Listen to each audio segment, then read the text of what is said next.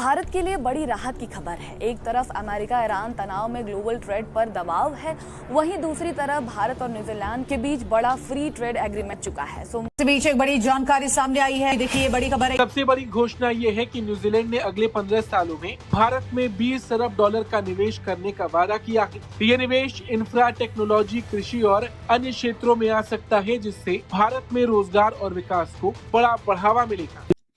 मेरे पाकिस्तानियों, सबसे पहले आपको एक वीडियो दिखाना चाहता हूं। यह वीडियो देखें, आपको पता चले कि अमेरिका की नाक के नीचे से अपना कारोबार भी चला रहा है और अमेरिका खड़े खड़े कुछ भी नहीं कर पा रहा, मजबूर है, बेबस है, पूरा ब्लॉकेड है। रोजाना million, hundreds of millions of dollars का रोजाना का खर्चा है। लेकिन तो ये जो इन्वेस्टमेंट है, अब ये वो बात तो फिर वो आती है ना, इंडियंस को इस चीज की समझ है। इसी चीज को तो वो अमेरिकन वो कहता था ट्रेड सेक्रेटरी कि दे ब्रैग अबाउट देयर पॉपुलेशन। वो क्यों ना ब्रैग करेंगे भाई? बिकॉज उनको पता है कि ये पैसा इनको लगाना पड़ेगा, क्योंकि यहां से पैसा कमाते हैं वो। अच्छा, ये जो ई कॉमर्स जाइंट है, उसने 40 अरब डॉलर पहले ही पैसे लगाया हुआ है। 2013 से लेके अभी तक 40 अरब डॉलर पहले लगाया है, 30-35 अरब डॉलर वो अगले 5 साल में और लगाने लगे हैं। क्योंकि इन्वेस्टमेंट कह रहा था कि हम $100 बिलियन की इन्वेस्टमेंट करेंगे इंडिया, और है भी, और वो हो भी रही है, और हमारे लोग भी हैं वहाँ। कह रहा है कि हम मुश्तरका दुश्मन हो गया। वो पॉइंट्स ऑफ व्यू है, मैंने देख रहा था इंडियन मीडिया। Defense.pk की खबर है, पाकिस्तान डिफेंस में ये खबर शाया हुई है और दीगर जगहों पर भी इंडियन मीडिया में भी ये खबर चल रही है। अब आप ये सोच सकते हैं कि जब इतनी बड़ी इन्वेस्टमेंट की जाएगी तो उसमें जॉब्स कितनी निकलेंगी, कितनी जॉब्स क्रिएट होंगी। वैसे तो ये इंडिया में जॉब्स क्रिएट होना अब एक बहुत छोटी सी बात इसलिए लगती है कि एक इतना बड़ा प्रोजेक्ट जो जहाज़ों का हुआ था, 500 जहाज़ जिसमें ख़रीदे गए थे, उसमें इंडिया ने अमेरिका के लिए 2 मिलियन जॉब्स क्रिएट की हैं। तो दूसरे कंट्रीज़ तो वहाँ पर आकर जो जॉब्स क्रिएट कर रहे हैं, तो वो तो फिर अब कोई बड़ी बात नहीं रहेगी, क्योंकि वो तो खुद एक ऐसा इंडिपेंडेंट और कंट्री ऐसा बन चुका है कि जिसको किसी चीज़ की ज़रूरत नहीं, वो तो बाहर जाके दूसरों के लिए जॉब्स जो क्रिएट करे। लेकिन फिर भी बहरहाल जॉब्स तो हमेशा ही चाहिए होती हैं, रोज़गार, और जितनी 1.5 अरब आबादी के लिए जॉब्स की तो कमी रहती है। दूसरी बड़ी बात, अब भारतीय निर्यात पर न्यूजीलैंड में 100% ड्यूटी खत्म कर दी जाएगी। इसका सीधा मतलब ये है कि भारत के उत्पाद अब वहाँ सस्ते होंगे और ज्यादा प्रतिस्पर्धी बनेगी। खास तौर पर टेक्सटाइल, प्लास्टिक, लेदर, इंजीनियरिंग सामान जैसे लेबर इंटेंसिव सेक्टर को बड़ा फायदा मिलेगा। इससे भारत के छोटे और मझले उद्योगों को भी बड़ा अवसर मिलेगा। तीसरा बड़ा फायदा भारतीय प्रोफेशनल्स को होगा। इस समझौते के तहत न्यूजीलैंड कम से कम 5000 भारतीय स्किल प्रोफेशनल्स को टेम्परेरी एम्प्लॉयमेंट एंट्री वीजा देगा, जिससे वो 3 साल तक वहां काम कर सकेंगे। इसका मतलब है कि आईटी, इंजीनियरिंग, हेल्थ केयर जैसे सेक्टर में भारतीय युवाओं के लिए नए दरवाजे खुलेंगे। हम बात करेंगे सर, आपके पास बड़ा पैसा आ रहा है भाई, आप लोग बड़ी इन्वेस्टमेंट आ रही है आपके पास, माइक्रोसॉफ्ट की तो कभी अमेजोन की तो कभी किसी की, कोई थोड़ी सी तो लिफ्ट करा दे, हम कभी तो लिफ्ट करा दे। कैसे कैसों को दिया है, ऐसे वैसों को दिया है, को नहीं दिया है। तो थोड़ा सा पैसा हमें भी एक जमाना हो गया कि हमने डॉलर, दिरहम या कोई भी फॉरेन करेंसी देखी हो। सर, हमारे तो जब से वो आप लोगों ने लड़ाई झगड़े किए थे और जो कुछ हुआ था उसके बाद से अभी तक हम लोग जो है वो उठ नहीं पाए उस मुश्किल में से। लेकिन आप लोग सर बड़े बड़े डॉलर पकड़ रहे हैं, क्या चक्कर है? फकर भाई कुछ बोलना चाह रहे हैं, उनसे बोल लीजिए पहले। जी बिल्कुल, मैं ये कहना चाहता हूँ कि हमारी हर डॉलर पे नजर है, वो 17 बिलियन डॉलर हो या 17.5 बिलियन डॉलर हो, तो ये आप ना समझे कि हमारी नजर इधर उधर हो गई है। वो बड़ी सख्त किस्म की हम फोकस्ड हैं, और आप एहतियात से रहें। Thank you. अब बात करें। गुड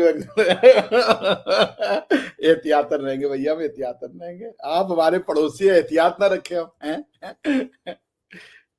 हाँ जी, क्वेश्चन कहाँ गया? क्वेश्चन इधर ये कहीं नहीं गया। मैं आपसे यही पूछ रही हूँ कि आप लोग बड़ी इन्वेस्टमेंट आपके यहाँ आ रही है, ये क्या चक्कर है? एक तरफ तो ट्रंप ने हंगामा कर रखा था और हमें लग रहा था कि आप लोग कोई मुश्किल में आएंगे, लेकिन सर ये मतलब ये क्या हुआ है? ये बहुत सिंपल आंसर है। आप हमने जो भारत शुरू से ज्ञान का वो रहा है ना, मतलब अब इस पे हम अगर वो सब डेप्थ में ले जाए, लोग कहेंगे हिस्ट्री में ले जाता, भाई इंडिया वाज अबाउट नॉलेज ना।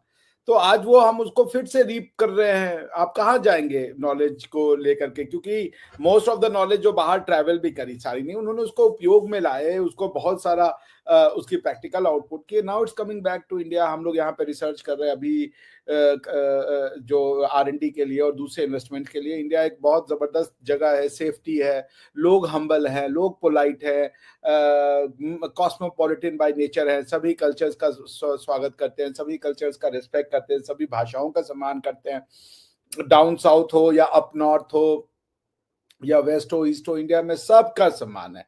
तो इसको देखते हुए जो मल्टीनेशनल कंपनीज हैं, जो टैलेंट को अप्रिशिएट करती हैं, जो मेरिट को अप्रिशिएट करती हैं, जो इस तरीके के चीज़ों को अप्रिशिएट करती हैं, उनका जो अप्रोच है ना, वो है आपकी लाइफ में ऐसी जगह पे जाने का जहाँ पे उनको अच्छा एनवायरनमेंट मिल सके, टैलेंटेड लोग मिल सके। India is all about that. हम तो शुरू से विद्या वाले लोग रहे ना, हमारा तो कोई वो था नहीं कि भाई बस जाके घोड़े से और चढ़ दौड़ना है। तो शुरू से शांति प्रिय लोग रहे हैं और आज वो फिर से बात सच हो गई। और क्या ही कहा जाए इस पे। तो माइक्रोसॉफ्ट आपको पता ही है सत्य मिल सकती है। अगर इसे बड़े नजरिए से देखा जाए तो ये समझौता भारत के लिए कई मोर्चों पर फायदे का सौदा है। निर्यात बढ़ेगा, विदेशी निवेश आएगा, रोजगार के मौके बनेंगे और भारतीय कंपनियों को वैश्विक बाजार में नई पहचान मिलेगी। आदमियों की कमी होगी, टैलेंट्स की कमी होगी। वो उन्होंने क्यों रखा नाम अपना, अरे क्यों रखा उन्होंने एक इंडियन को CEO? गूगल ने क्यों रखा? अब एप्पल का भी अगला आने वाला है। अभी आप देखिए उसका टेस्ला का जो AI का चीफ अपॉइंट हुआ है, वो भी एक इंडियन है। क्यों है? वो इंडियंस हमेशा से थे। ये तो बीच में वेस्ट वालों ने आके कहा कि इंडियंस की नॉलेज नहीं है, ये गधे हैं, इनका कोई नॉलेज का सिस्टम नहीं, हम ही सुपीरियर है। बट आप झूठ से ना सच को नहीं हरा सकते। आपने बहुत प्रोपोगंडा कर दिया कि ये कास्ट सिस्टम था, ये घटिया लोग थे, इनके यहाँ कोई ज्ञान नहीं हुआ करता था। वो ज्ञान सिर्फ यूनिवर्सिटी और कॉलेज बनाने से नहीं आता अर्जू जी। अगर ये IITs मैं IITs की पूरी क्रेडिट देता हूँ कि IIT 1950 में खोल देने से ये हम लोग ऐसे नहीं बने। आप क्या, हमसे भी पुराने इंजीनियरिंग कॉलेज हैं, आप क्यों नहीं बन पा रहे हो? उसका कारण है ये हमारी सिविलाइजेशन में है, ये हमारे खून में है। भारत और न्यूजीलैंड के बीच एक ऐसी महाडील हुई है जिसने पूरी दुनिया, खासकर पड़ोसी मुल्कों की नींद उड़ा दी है। $20 बिलियन का निवेश, ये तो बस शुरुआत है दोस्तों। जहां आज पूरी दुनिया ग्लोबल स्लोडाउन और युद्ध के तनाव से जूझ रही है, वहीं भारत अपनी इकोनॉमी की नई इबारत लिख रहा है। हाल ही में भारत और न्यूजीलैंड ने एक historic free trade agreement FTA sign किया है। यह डील सिर्फ कागजों तक सीमित नहीं है, बल्कि इससे भारत में $20 बिलियन का भारी भरकम निवेश आने वाला है। इस मास्टर स्ट्रोक के बाद से ही पाकिस्तानी मीडिया और भारत के विरोधियों में खलबली मची हुई है। जैसे ही न्यूजीलैंड के साथ इस फ्री ट्रेड डील की खबर बाहर आई, दुनिया हैरान रह गई कि भारत कैसे एक के बाद एक ग्लोबल पार्टनर्स के साथ अपने रिश्ते और व्यापार को नई ऊंचाइयों पर ले जा रहा है। ये भारत की डिप्लोमेटिक जीत है जो दिखाती है कि अब हम किसी के सामने झुकने वाले नहीं हैं। न्यूजीलैंड की इस घोषणा ने साफ कर दिया है कि भारत अब ग्लोबल सप्लाई चेन का एक अटूट हिस्सा बन चुका है। अब चाहे वो टेक सेक्टर हो, एग्रीकल्चर हो या फिर मैन्युफैक्चरिंग, भारत हर मोर्चे पर आगे बढ़ रहा है। ये आत्मनिर्भर भारत का वो चेहरा है जो दुनिया को अपनी ओर आकर्षित कर रहा है।